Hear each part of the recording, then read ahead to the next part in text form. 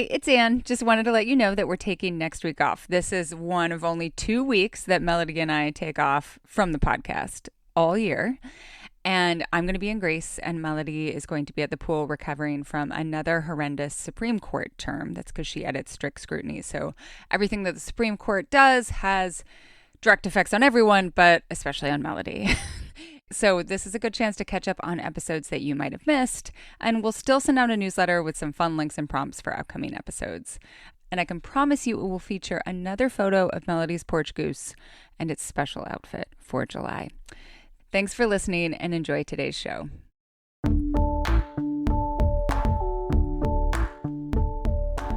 This is the Culture Study Podcast, and I'm Anne Helen Peterson. And I'm Jason Diamond. I'm a writer who lives in Brooklyn. Big surprise. You have a beard. I have a beard. I have a lot of clothes. I have a lot of opinions. You write a lot about men's fashion. I mean, about a lot of things, but that kind of to me is at the core of it, but not in the 10 sneakers you need now sort of way. Yeah. I mean, I do feel like those kinds of lists are an entryway. Either they're an entryway for some writers into that game, Totally. Or they probably were given 8 pairs of those sneakers for free. Yes. So they have to figure out how to write about it, or both. So part of the reason that I really like your approach to fashion is you've kind of taught me how to appreciate fashion that sometimes in my mind I'm just oh, that's dad fashion or granddad fashion, especially with celebrities. You'll, on your Instagram, which I will put a link in the show notes so that everyone can take a look, you do these kind of carousels where it's this guy could wear a hat, or look at all of the polos that this person was very adept at choosing, and how they put them together with other things. So is there a male celeb from 70s, 80s whose style is particularly influential on you? Oh, that's actually, I mean, okay, so, and I always have to preface it with that very middle-aged man. The not PC answer is, I mean, I grew up with a lot of Woody Allen influence in my life. Yeah. Jewish family.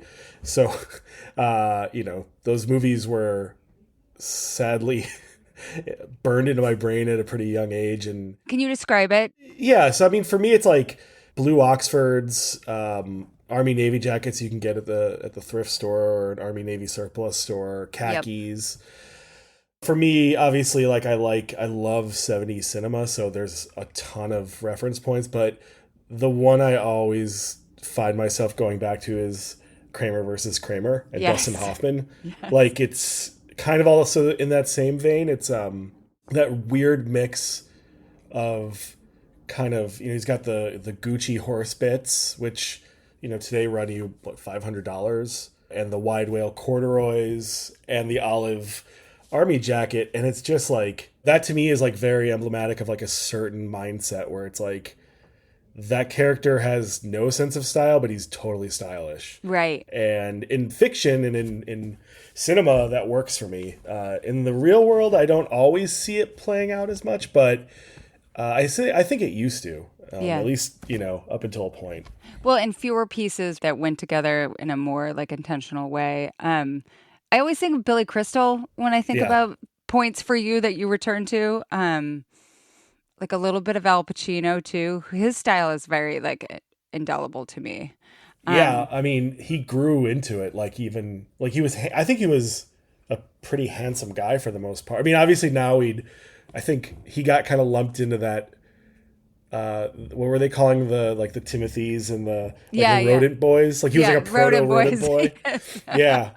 But he was, as Michael Corleone, he was very striking and the suits were handsome and he looked great. But as he aged, some of those looks are just, he looks cuckoo. He looks when he wears those long leather trenches and stuff sometimes Al Pacino looks like a really cool drug dealer. Yes. Even when he's not playing one. Sometimes he is playing one. Yes. But And Billy Crystal, I mean, from a young age, he was super important to me because I love Nora Ephron movies and Nora Ephron in general. And to me, I remember watching When Harry Met Sally, be this is how adults look, right? This is, when I'm in 29, 30, this is how I'm going to dress. What's a trend, an older trend that you wish was like more normalized or commonplace now? I always think about hats. I wish men knew how to pull up their pants. Like I am and I think part of it's the industry and like the low rise thing that I don't really get, but I'm always like, man, you could tuck that in, it would look a little cooler. Like Yeah. I tuck in my t-shirt a lot, and I joke, I'm like, this is I look like John Goodman on Roseanne, which John Goodman is the king.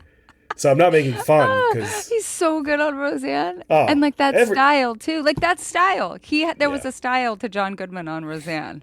Yeah, that particular. I mean, like to me, it's like it's funny because I always like to boast about my dual citizenship as like a New Yorker and a Chicagoan because I was Yeah. born in Chicago and I've lived in New York most of my life, and that like 80s 90s dad just it from the Midwest had such an impact on me. Like I rewatched Parenthood, the 1989 film, Yes. and I mean Steve Martin is another all timer. Yes. Everything he wears, he looks good in. I don't Corncob understand hat. it. Corncob hat. He can pull it Yeah, off. yeah. Every look in The Jerk, he's cooler than everybody else. But I was rewatching it. I'm like, got Rick Moranis in this. You've got peak Keanu, where he's like Gen X heartthrob. You've got everything in that movie, and it's just like that Midwestern dad thing. How much of the waist thing or like pants do you think has to do with stuff off the rack, like that doesn't accommodate the hips to waist ratio that a lot of men have? Like, I think that Oh, it's very difficult to figure out where to put, like, where your waist is as a dude in some ways. yeah. I mean, the fashion industry has really, I could talk all day about this, but I mean, I have a very weird shaped body. I like to joke I just have a real peasant body, but not like English, British. I have more like Eastern European Uh peasant huh. body. Yep. So clothes off the rack are not made to fit me. Yep. So I've just had to learn to get creative, and the way pants are sized and the way they come off when you go buy them at a store or online.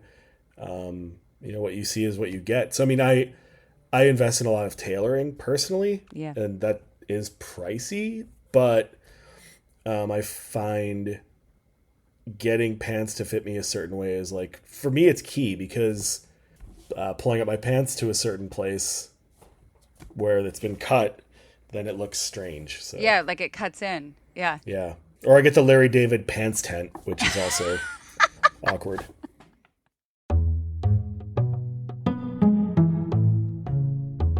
Okay, Melody, right before I Yes. came to record this, I was like 1 minute late because I was emptying my mill in my garden.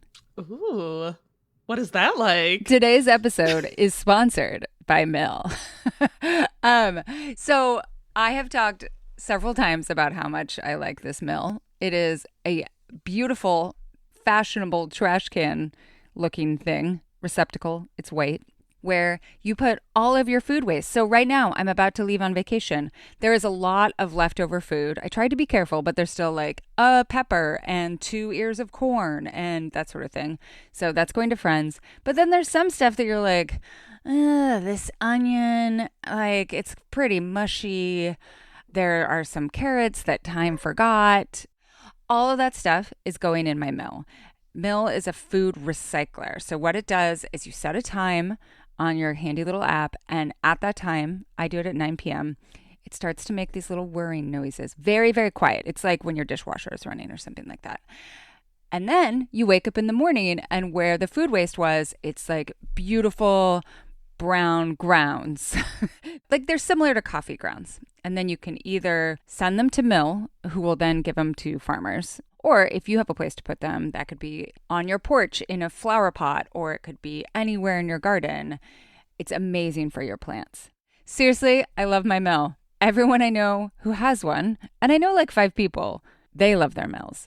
If you would also love to experience the special love between a human and an anti-trash device, then go ahead and start your risk-free trial now at mill.com/culture. That's mill.com/culture. This episode of Culture Study is brought to you by Graza. It's that time of year, whether you're grilling on the deck or chilling at the beach, Graza is your one and only summertime, never blended, single origin olive oil. So, Graza in the summer. I actually used 2 Grazas just this weekend. So there's the frizzle that you can use on your grill with a smoke point of 490. Frizzle is perfect for grilling, frying, crisping. I used it to fry some various vegetables that were left over because I made a stir fry. So I also used it for that, and then tofu. Sizzle is just everyday cooking oil. I use that like all the time. And then I use the drizzle because I made this orzo lentil peppercini salad. It's like a pasta salad. And you just put a little drizzle on the top. It was fantastic. All of the Grazas only come from one olive varietal, from one region. So it's not a mysterious blend. That means a traceable, fresher product without mixing in any lower grade or unknown oils. It's also in these super fun squeeze bottles. I feel like I'm in Ratatouille or something, like doing the fun cooking. Like I'm like, oh, look at this, you know. There's no messy tins. Like it doesn't have like these drippy spouts that are just oil all over the place. You aim, squeeze, and go. Right now, you can get 10% off your first order on Graza's site, but I personally suggest grabbing the trio. That's the one that has all 3 of these squeezy bottles. It's triple the fun. Sizzle, frizzle, and drizzle. So you're set for every type of summer cooking. So head to graza.co and use Culture Study to get 10% off the trio, which includes sizzle, frizzle, and drizzle. And you can start cooking your next chef quality meal.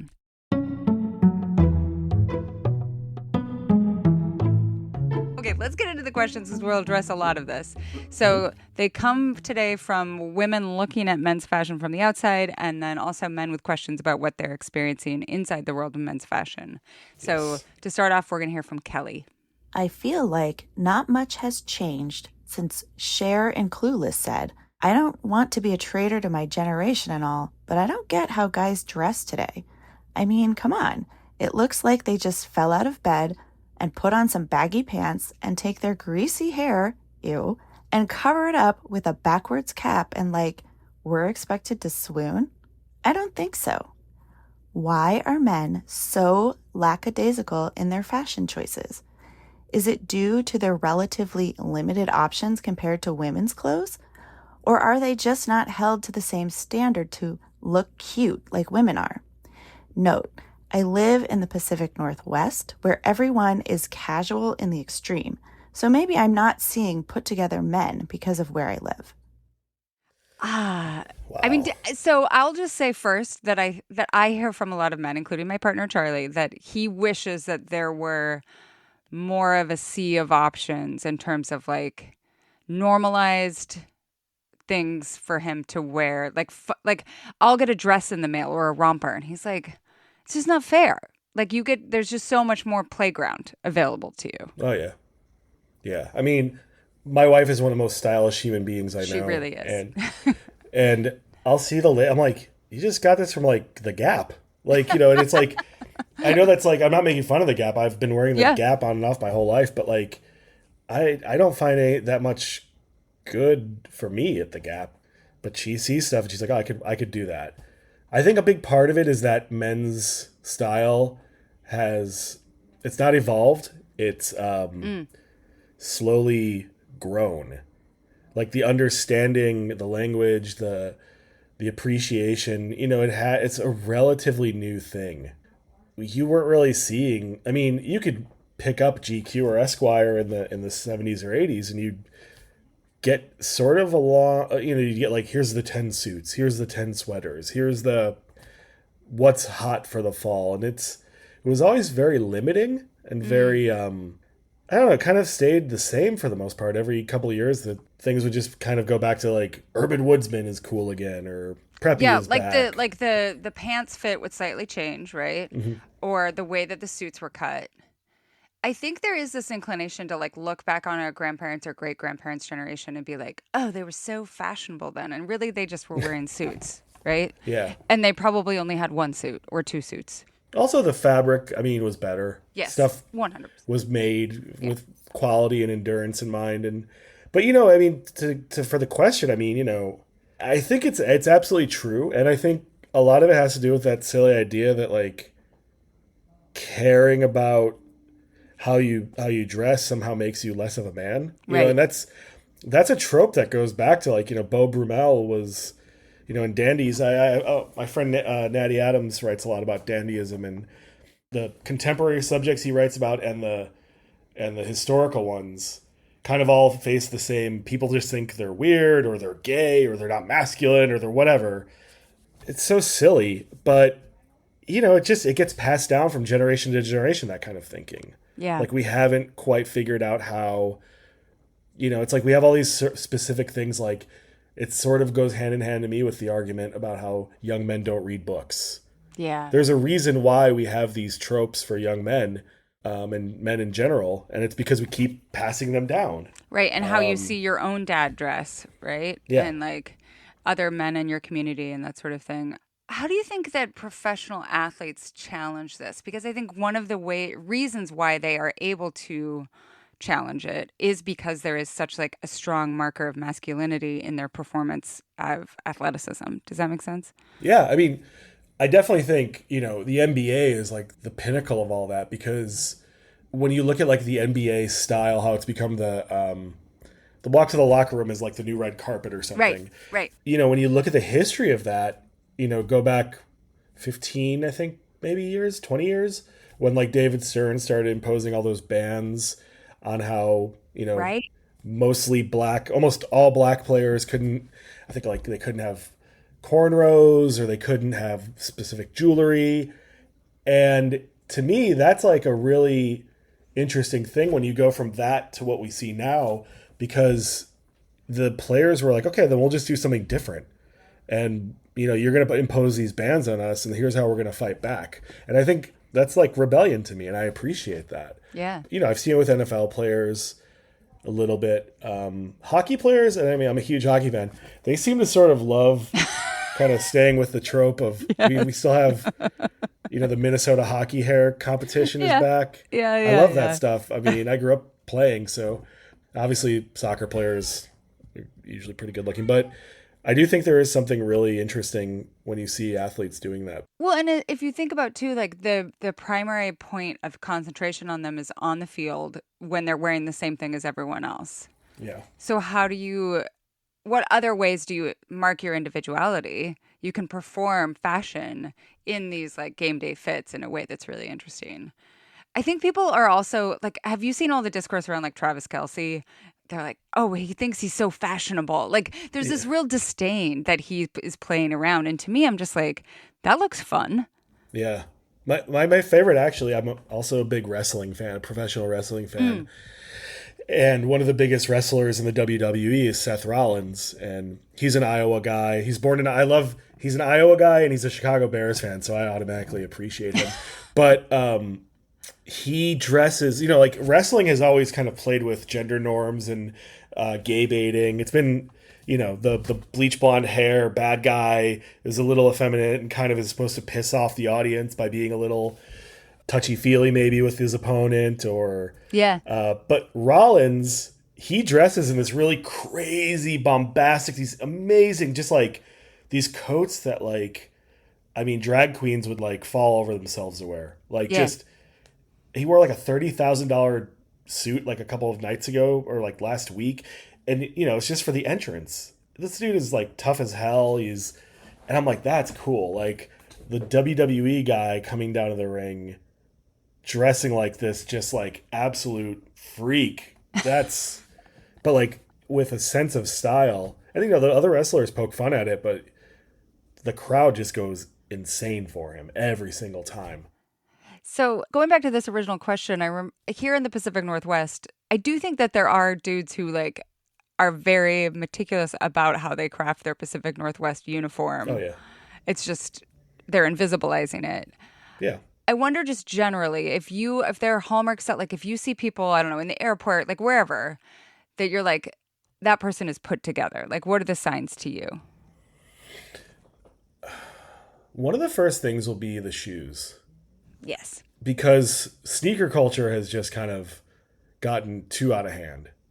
I mean, it could be anything from like if you're wearing a pair of loafers that I'm like, oh, wow, those are really nice some Italian loafer. You could tell just like from the quality, or if it's, oh, I know those made in England New Balances. Like I wanted to get those $300 New Balances. It used to be things like certain T-shirts, like because I grew up, in the punk scene, and you'd see somebody else in a band T-shirt and be like, oh, cool, we're friends because you're into this band.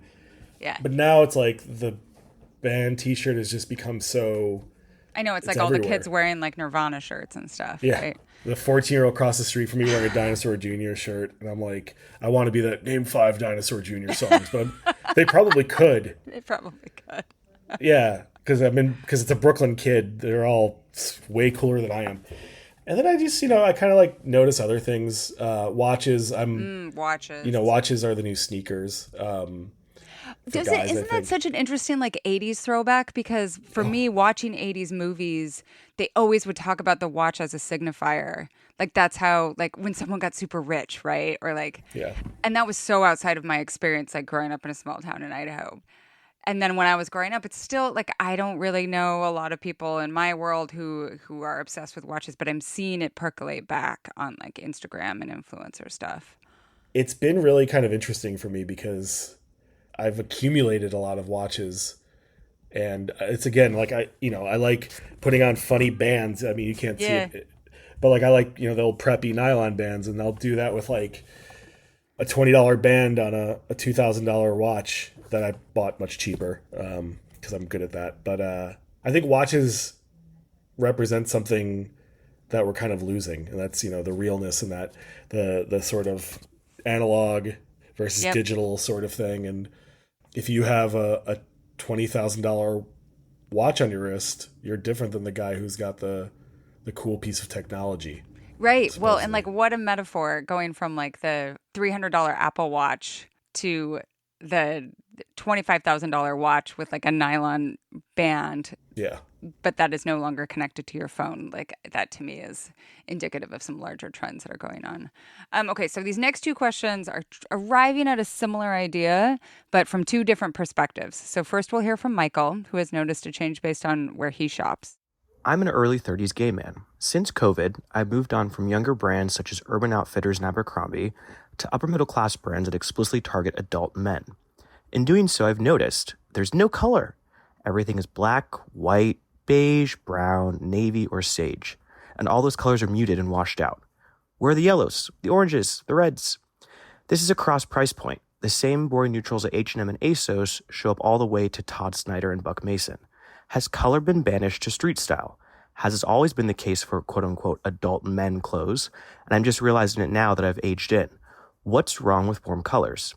P.S. I've also noticed these colors, specifically navy, stem from American English sportswear. Does imitating the color palettes of old white Northern Europeans connotate adult malehood? And then the other version of this question comes from Allie. Why aren't men allowed to wear color? I do the majority of the clothes shopping for my family. Another question for another time. And my husband really enjoys wearing bright colors, but I can only find actual fun clothing for him at brands that carry unisex styles. Every brand that has a specific men's line seems to only make things in neutrals, with maybe 1 or 2 accent colors per collection. Is this because American masculinity teaches men to bottle up their feelings and the lack of expression continues in their clothing choices? Or is it more about brands catering to the average taste of a focus group versus more niche and more enthusiastic buyers? See American potato chip flavors versus other countries' chip flavors. Just great culture study questions here. We love our listeners. I would suggest if you want to find color, you just go look at golf clothing, because I think golf clothing has moved into this incredible place of flamboyance that is really fascinating to me. That is where like my partner and all of his friends get their most flamboyant clothing, and it is amazing stuff. And a lot of it too is hedging that line between stuff you would wear just in normal life and on the golf course. It doesn't look like, I don't know, Payne Stewart in 2000, although that was always, Payne Stewart was famous for wearing Argyle socks like up to his shin bones and then knickers. But like incredible style, right? As opposed to Tiger Woods with like his red polo that went down past his elbows, which was pinnacle of style back then. So, yeah, what do you think about this color? Like, do you have a grand theory of this besides men's capsule wardrobes where they want everything to match with everything else? Well, I will say one of the most stylish men who personally I like of all the style guy icons of the day. Yeah. Like I'm usually like whatever. I feel like they're dressed by a publicist probably and they're not really feeling it. But like Tyler the Creator is I love his style. Like he's taken that sort of like preppy meets Wes Anderson meets streetwear and meshed it all together and it looks great. And his whole thing is like using golf and golf wang and all that kind of stuff in his design. So it's like, and his stuff pops so much. He's not afraid of being flamboyant at all, and I love that. But to also answer, I think it was Michael's question. I mean, the old English stuff, I always felt like it. You know, their sports. I think what their athletes actually did. I think help introduce a lot of color. You know, through rugbies, and I wear a lot of rugby shirts because that's how I can. In the middle of like the fall or winter, that's how I can get some color going because, you know, if I got a pink and green rugby, it's like, okay, I feel a little bit better today on this miserable gray day. But to answer the other question, I do feel like it has a lot to do with it. It's masculinity. It is all about this like fear because when you wear colors, you're drawing attention to yourself. Yes. I was just going to say. Yeah. And I think a lot of guys are afraid of that. They're not, or at least don't want that. They don't want their fashion to be the thing that's calling attention to them, right? Like they don't want that to be part of their image, whether it's in the workplace or whatever, because that feels emasculating if you are known as like the fashion guy. Yeah. There's all these like sayings that people like to throw around, but I mean the one about wear your clothes, don't let them wear you. I always go back to the I think you should leave sketch, the Dan Flash's sketch. You know, it's like that really just the loudest shirt possible. It's so funny to me because this guy is just obsessed with this like horribly loud pattern and how much it cost. And it's such a, it's like, but it doesn't look good on you. That's the whole point of the sketch. Right. Yeah. It's not about like, is the shirt cool? It's like, does it look cool on you? Yeah. Right. We've kind of gone back and forth with like brands and logos being in and out. And right now it's like people say they're out, but the designer, the expensive designer stuff, even if it doesn't have a logo on it, is supposed to signify like, oh, you're rich and you understand. Like this is like what's cool and what's, but it's not. It's if you're not wearing it right, it's just pointless to me. Yeah. And I see so much. You know, you go up the Upper West Side or the Upper East Side in New York, you see so much of that. Trying to like they what do they call it? Like invisible luxury, quiet luxury. Quiet luxury, yeah. The clothing basically on Succession that announces itself through its casual fit. Like, oh, I'm just wearing this $10,000 baseball cap, essentially. Yeah. Which looks like a $20 baseball cap. Yes. You know, I wear a lot. I wear tons of vintage. And I was going to say to both people, but especially Michael, you know, for colorful stuff, I have to go on like Grailed or eBay or wherever, and I have to find older colorful stuff. Yeah. You know, because this season's collection for whatever brand might not have something I want. Yeah. Or what I'm feeling. And I'm all about feeling. So I don't know how I think everyone should have their own philosophies for dressing, but I'm very about feeling. And so it's like when I'm feeling certain colors, like right now I'm in a lot of khaki and I'm in an army green t-shirt from Barney Greengrass, but that's just because like I was out playing with my daughter, but I'm absolutely feeling this. I'm like, I love looking like this. And I was like, oh, I'm channeling this photo of a younger Martha Stewart I once saw where she's absolutely, I mean, she's gorgeous, but I'm like, Martha looks great. I want to dress like that. Yeah. You know, I love playing with that kind of stuff. And, you know, it's just having fun with it is so important. But, you know, I think finding colors can be really tough, and it's because there's just not a market for every single one of them. Yeah, and that's the thing, is it kind of like filters with, especially with these larger brands. Like if most men are only buying earth tones, then they're going to continue to largely manufacture earth tones. The other thing that I'll say happens, at least here in the Pacific Northwest, I have this vivid memory of this guy who our freshman year showed up, and he, like, almost everyone was from the West in my school, or the Midwest. but there were a couple people from New England, and this guy's from Connecticut. And one time, like, it's spring, and he brings out what we called them the whale pants. And what they were is just a classic J. Crew pants with like whales embroidered in them that you would wear on Nantucket. And we're like, cool whale pants. Like, just razzed forever. And that is a way that, like, I think not just men, but also women who participate in these groups, like, enforce these norms of like, that's something that WAFs wear. Yeah. Like, that's something that New Englanders wear. Like, you're a weirdo if you wear that. You know, it's funny because my childhood is pretty much, I grew up around so many different kinds of people, but like the men in my family were all Jewish guys. And I think Jewish guys from like past generations, because I think a lot of them, especially my family, had connections to the garment industry. Yeah. You know, and they got better fabrics. They knew tailors.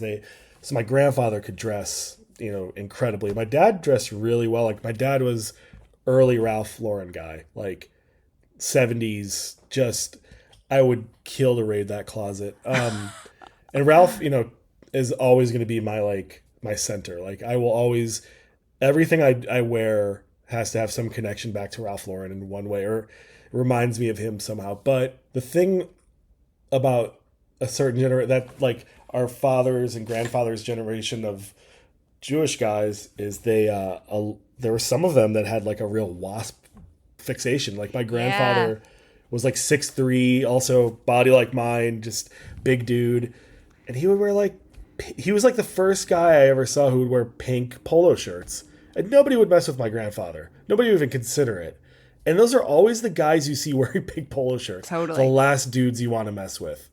Totally. And you know, then when I was a kid, I moved to the suburbs, and I moved to like one of the waspiest suburbs in the Midwest, where I was the only Jewish kid. And I was fascinated with how the truly waspy people, not like the people who were like quote unquote wasps, but they're Catholic, like the Mayflower material kinds of people. Yes. And like their clothes aren't new necessarily. No, not at all. They would no, my God. I would see like dads who were like CEOs with like the Oxfords stitched up the arm, and I was like, damn, that's cool. And it was. But then they had those pants, and they call them the go to hell pants. That's like the term for them. And I would be like, the go to hell pants? Because you'd wear them, and it was like sort of like this like waspy joke, like, I'm really taking the piss out of everybody by wearing these pants. And I would be like, that's so cool. But actually, so I always say, like, look to the waspy and preppy stuff, because for colors, you know, because I love Nantucket red. Like, that's a literal thing. And whenever I go out to like Massachusetts or Rhode Island, I'm always looking for clothing out there, because those brands, they keep the styles. You know, J Press, like they still have all the shaggy dogs and those like weird colors. They're also in outdoor gear now, like 80s fluorescents are so in. Like Patagonia, like all the windbreakers are the windbreakers that we had when we were 8. So there's a lot of places where you can find that, as you know, as we started with our answer to this question, in sportswear, activewear, kind of hybrid. It's just not. Yeah, and mixing all that stuff to me is so much fun, because I mean, like I'd mentioned, I grew up in the punk scene where it was just like you had more of a uniform style. Like you had to dress this certain way. And I got really into that mindset. I'm like, oh, I can't break the rules. And then once I realized, I'm like, no, you have to, that's the stupidest thing I've ever heard. This is supposed to be punk. You're supposed to, the whole point is breaking rules. Why am I dressing like this other guy in cargo pants and a thrift store t-shirt and Vans? Like, why am I doing that? You know, and you figure stuff out for yourself.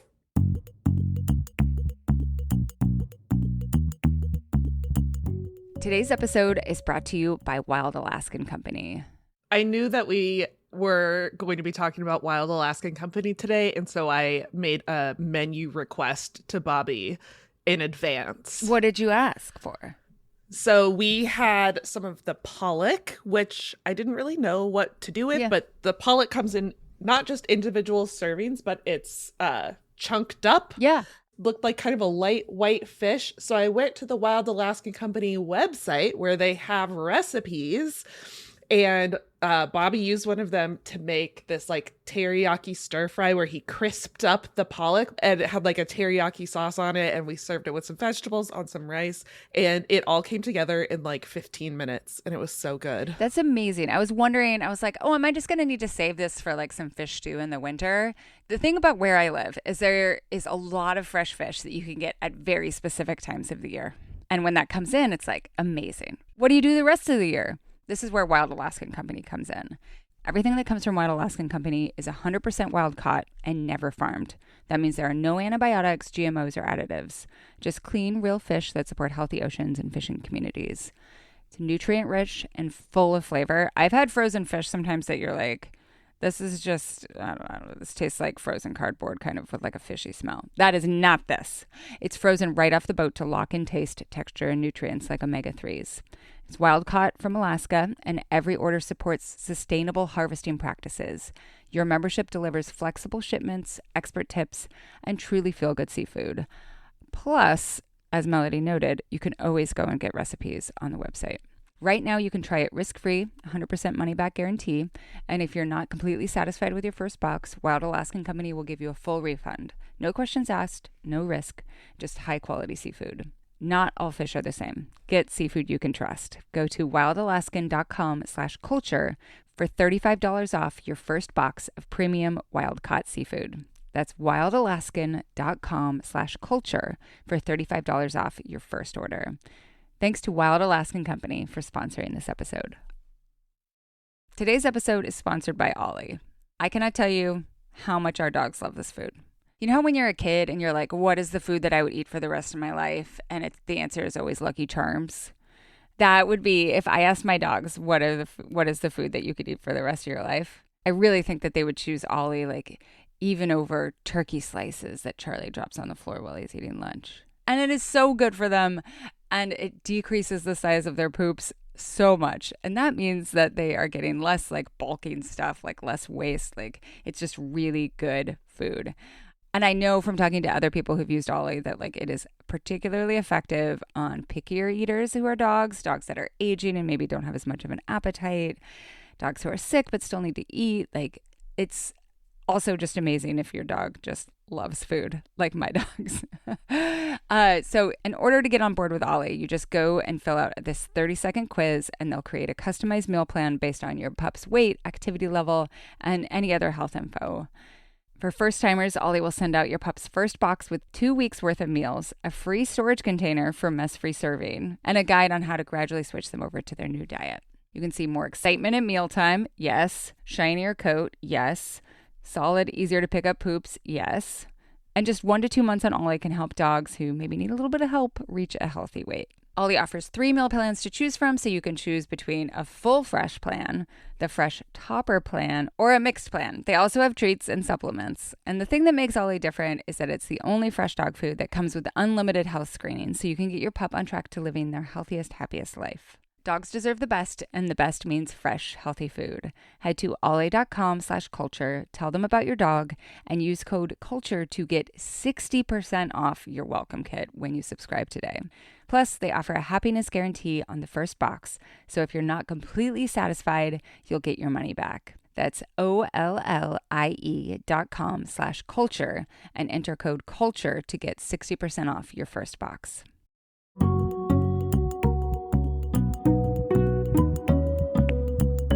So our next question is from Nat, and it's about evolving one's style. How should a man avoid the stylistic trap of finding a look that works, then dressing exactly the same for decades, until suddenly you're an old man dressing the way you did when you were in your 20s? I assume this is how elderly men wind up dressing in the typical uniform of khaki shorts and high white socks. It was the normal dress of their youth, and they just stuck with it. But what about the flip side? The answer can't just be dressing like a young person, because an old person trying to look young is equally ridiculous, and Gen Z style is awful. For reference, I'm 41, and I feel like I have been wearing essentially the same thing for a decade. Raw denim jeans, I recently switched away from skinny into a slightly looser slim taper in deference to the great jeans retrenchment of 2024 to 2025, and a solid color flannel or twill shirt. I have no idea what direction to go in from here.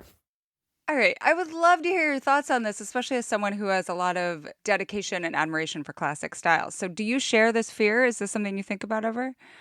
I also have a lot of admiration for older men and the way they dress. Same. Uh, yeah, my wife actually, she knows one of my group chats is me and a couple of my buddies, and she's like, she knows when I'm taking a photo of a guy walking down the street with like a Zabar's bag and the knee-high socks, and she's like, you and your friends, I know one of you have texted, OMG, I saw this dentist on the Upper West Side. His fit goes so hard. You know, like you guys would have a coronary, like seeing a 95-year-old guy drooling if he was dressed well. You're like, yeah, it's not wrong. But you know, I think the thing is, again, it always goes back to like how you wear it. You can wear the same thing forever. I mean, look at Fran Lebowitz, all-time great. Like, she just wears the same damn thing, and it's unimpeachable. Nobody can come. Diane Keaton is like, you know, I think women kind of get it more than men. Yeah. But, you know, actually for a man, for a good evolution, you know, you look at, I love like Andy Warhol. And it's funny because I don't look anything like Andy Warhol. But I love that evolution from like the 60s and all black and the turtlenecks under the leather jackets to sort of this like kind of almost like a proto, what like Fran Lebowitz does now, where you'd wear the boot cut Wranglers with the cowboy boots and the blazers, which is like sort of my go-to look when I have to wear a jacket at this point. You know, so it's like you just find things that help you evolve, you know, but you don't have, if you look good in something, totally, just keep going with it, you know, just figure out how to like build on it. That's what I tell women about like who are obsessed with what jeans do I wear now? Like, I don't want to like, are my skinny jeans the new mom jeans or whatever? like find jeans that make you look awesome. Yeah. And it doesn't matter what kind of jeans that they are. Play around with other jeans that don't like try on other pairs of jeans. Cause here's the thing that I'm remembering about like barrel leg is that like, I loved those when I was in 10th grade. Like, they're cool. Yeah. Like, you just have to remember there are other kinds of jeans that look sick, not just the ones that you love forever. But you have to be kind of playful in how you like try them on, and you also have to try them on. Yeah. I mean, there are men who I'll see in what we would still call skinny jeans. Yeah. And I hate that like skin tight. Like, what did you do during that era? What did you wear? I think my jeans were tighter for sure. But like, again, I think because the way I grew up, you know, it's funny. We would buy baggy khakis from thrift stores to skate in. And then our pants were usually tighter. I was like, no, I just want to wear 501s. Like, this is more comfortable. Like, why? There's, again, what you said, like classics, there's a reason they're the classics. And I looked ridiculous. The way my body is built, where I'm like, you know, I have actually pretty like muscular legs, and then I'm like beefier on top. It just looks so stupid. And, you know, and that just emphasizes what I've mentioned this on the podcast before. My partner, he refers to his thighs as his meaty clackers. They're like big, like Paul Mescal thighs, you know, and you're trying to put those in his skinny pants. It's like, what's going on here? Like, if you don't like how that looks and it doesn't feel fun to you or it doesn't feel right, then like it's not going to look right. Yeah. I mean, I've got a body for pushing a cart up a hill in Romania. Is like how I like to put it. That's why you got to wear shorts. Like, there are men out there who don't wear shorts, and I'm like, I love shorts. Shorts are awesome. Oh my God. And you know, I think, but then again, there are men who do wear shorts and they look terrible. Like, they look like they just literally bought like the last pair of cargo shorts ever made before at Costco. Right. And you know, it's funny because I've always loved jorts, and my wife, a few years ago, my wife was like, "You're too old to be wearing jorts." I'm like, really? But no, wait. Then we had the baby, and she's like, "You can wear jorts." I'm like, "Why?" She's like, "It's just like slutty dad thing. It's like really hot." And I'm like, "Okay." So now I've got like 6 pairs of jorts, and I'm like walking around doing my little, you know, my chores around the house on Sunday, blasting Paul Simon and Steve Winwood, and just feeling like I found my calling, slutty dad.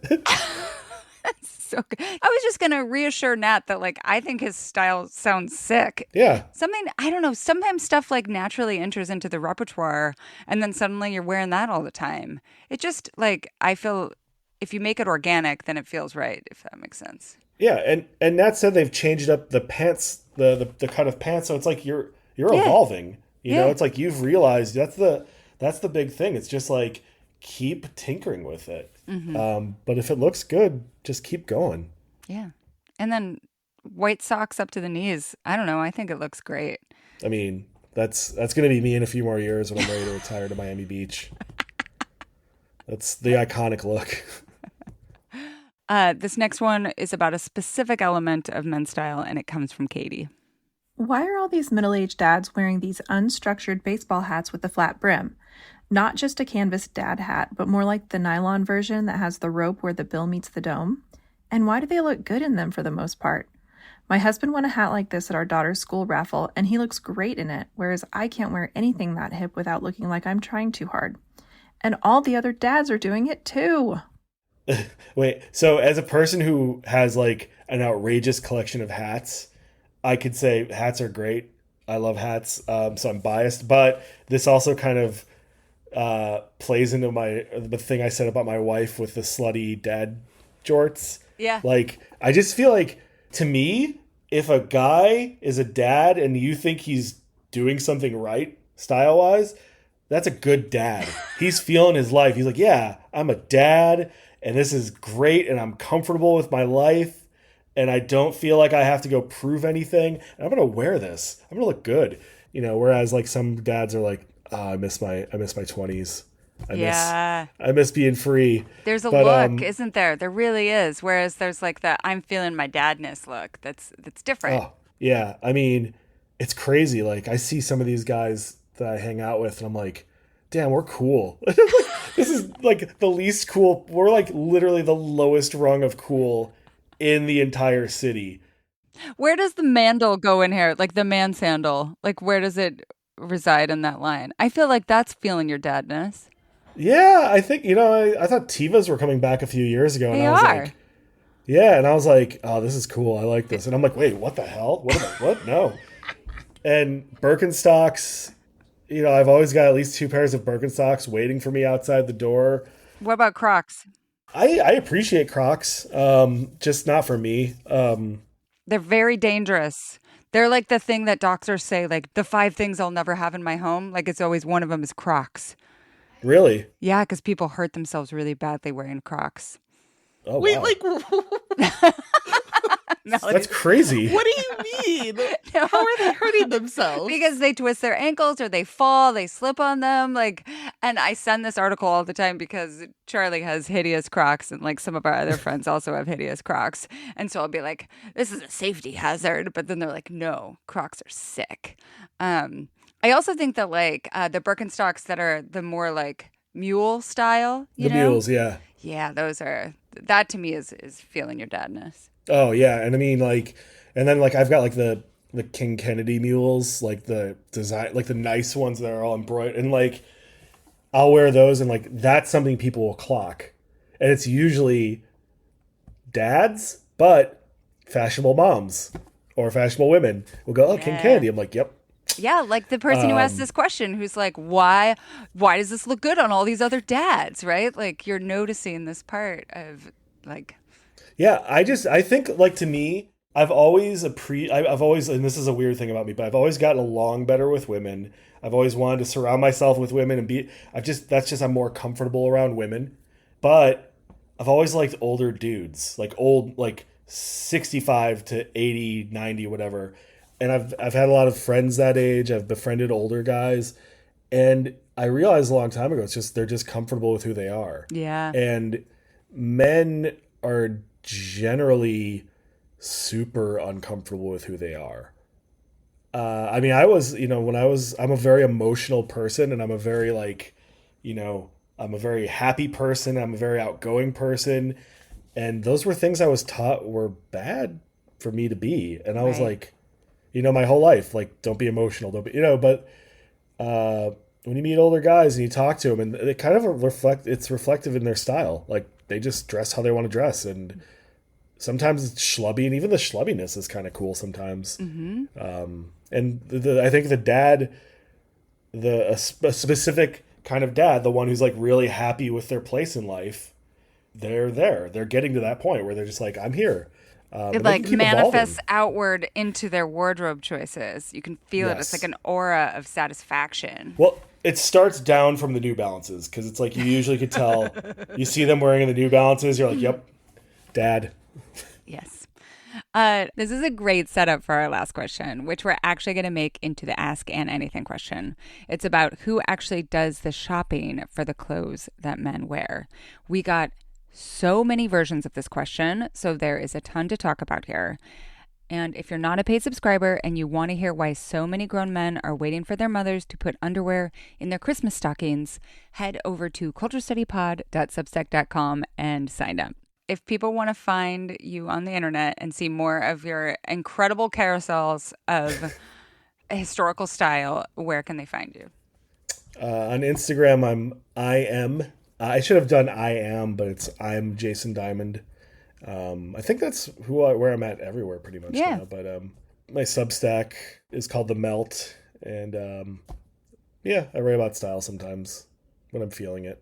And you always put links in your Instagram, which I appreciate. That's how I find a lot of stuff that you write. So yeah, thanks. Yeah, no, it's weird. I think that's like the aughts era blogger in me. Totally never dies.